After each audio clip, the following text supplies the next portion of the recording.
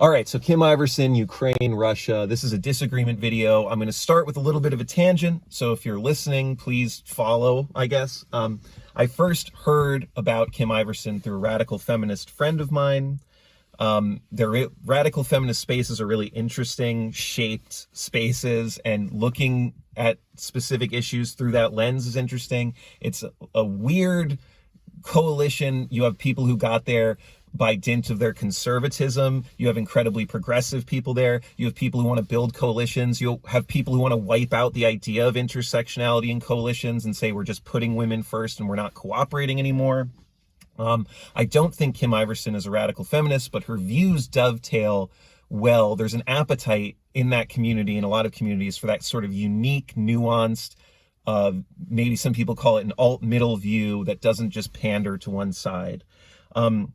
But with Kim Iversen, with radical fem spaces, I find there's always an issue with messaging. Maybe that's just my stilted male view on this. I will maybe even agree sometimes with the issue itself and just go, what horrendous messaging. So that brings me to my first criticism for Kim Iversen to just take to Twitter and in so many words, surrender Ukraine, lay down your arms, Ukraine. What terrible messaging. What a poor reading of the room, I think. And you may have noticed that Kim Iversen has a show that's slightly more popular than some guy ranting in his car. This is not advice on how to grow your brand or how to message to people in that way. It's more just ew, gross. So yeah, moving on to the next thing I have problems with is Kim and other people keep using this language of we. We ousted the government of Ukraine. We meddled. I would say, no, we didn't. So what we know, what is documented, is that we and European organizations made overtures to the Ukraine resistance. That's quite clear. In terms of something like shadow funding, in terms of maybe having boots on the ground, anything like that, I don't think so. So a very well-known coup that we orchestrated, Operation Ajax in Iran, where you have the UK, the US, oil companies. They form this thing called the Psychological Strategy Board, and those documents are now public, and they more or less sit down and say, how do we come up with a more favorable oil contract in the region? They oust Mossadegh, and we know now that there was boots on the ground. We know that there was this explicit intent. I don't think that's coming here in Ukraine. And that sort of gets to the crux of my disagreement, is a willingness for Kim to paint this as astroturf, as theater, and I don't think it is. Hopefully I get into that.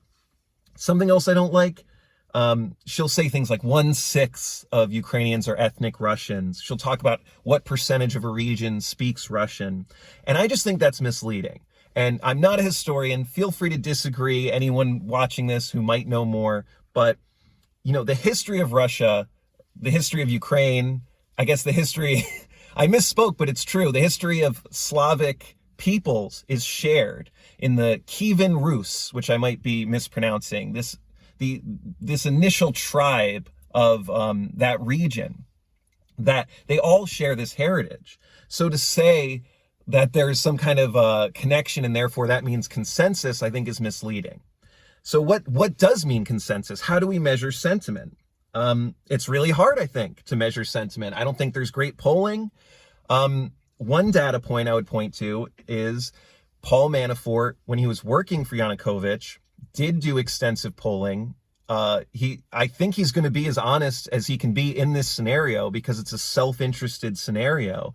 And he said, get Yanukovych out. He's not going to do it. And then proceeded to use what I think are underhanded tactics and a lot of money to get the guy elected. But his initial impulse on that didn't seem to be heavy Russian sentiment. And there's a long history of Ukraine of resisting rule, fighting for freedom. I hope I can get into that later. I'm a little bit disorganized. Kim said Russia would be greeted as liberators as they were in Crimea. Ukraine isn't Crimea. People of Crimea many of them did welcome Russia. Not the same in Ukraine. And about a month before, she had predicted a targeted invasion where the people of Ukraine would walk out and greet Russia. And I think the opposite has happened. Many of them have picked up arms, and we're seeing now anecdotal videos streaming out of them capturing Russian soldiers. Okay. Ukraine is not Crimea. Sentiment is hard to gauge. The election was very close. The election, which asterisk towards the election, which was deemed fair. Yanukovych has a history of meddling in elections. There were a lot of international, foreign, outside groups working on behalf of Russia, which, you know, somehow I feel like isn't compared the same way to U.S. making overtures to the Ukrainian resistance. So anyway, what do I think Kim gets right? I think there's really a value in deflating this eagerness in the media to salivate and to shift focus. And not just in the media. I think Kim said there's an appetite across the political spectrum of people to use Russia, for Democrats to spackle over their incompetence and mismanagement of COVID, for the right to point to Biden as weak and to saber rattle. I think that's true.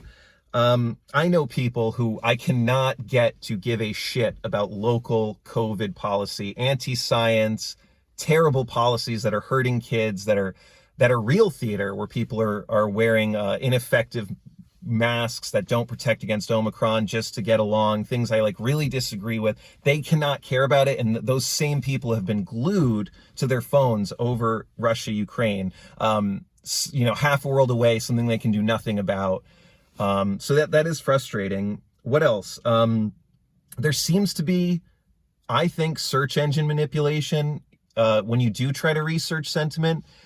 The sentiment of the Ukrainian people, it's only reported as pro-US Ukrainian sentiment or anti-Russian. And we just know, as a matter of fact, that there are, as Kim, I think, inflates, there's pro-Russian sentiment in Ukraine. And the fact that it's not anywhere to be found is creepy to me. I do try to account for that in my assessment of sentiment.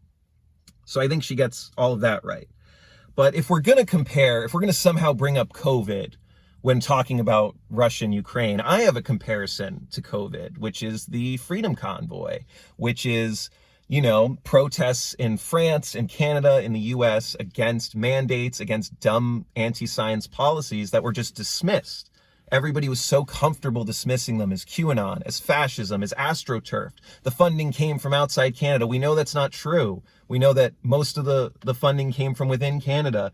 The average donation for that $8.7 million in leaked info was under $100. So the Freedom Convoy was just dismissed as this AstroTurf fake thing. I think Kim's doing that here. I think there's this willingness to find, what's the real reason? And I think the Ukrainian people, throughout a long history going back to the 16th century, have given us the reasons why this is a sustained fight for autonomy and independence that the country is hungry for, that's in the culture of the country.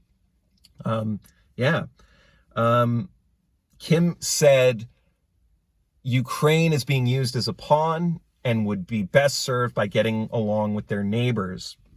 I agree with the first part. The U.S. and Russia have treated Ukraine as a pawn.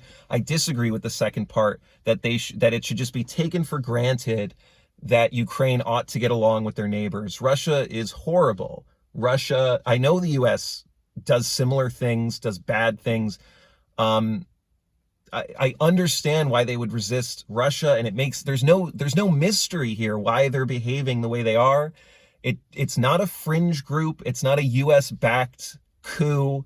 This is the story of Ukraine, and I encourage people to read the history and story of Ukraine. Kim says this is theater.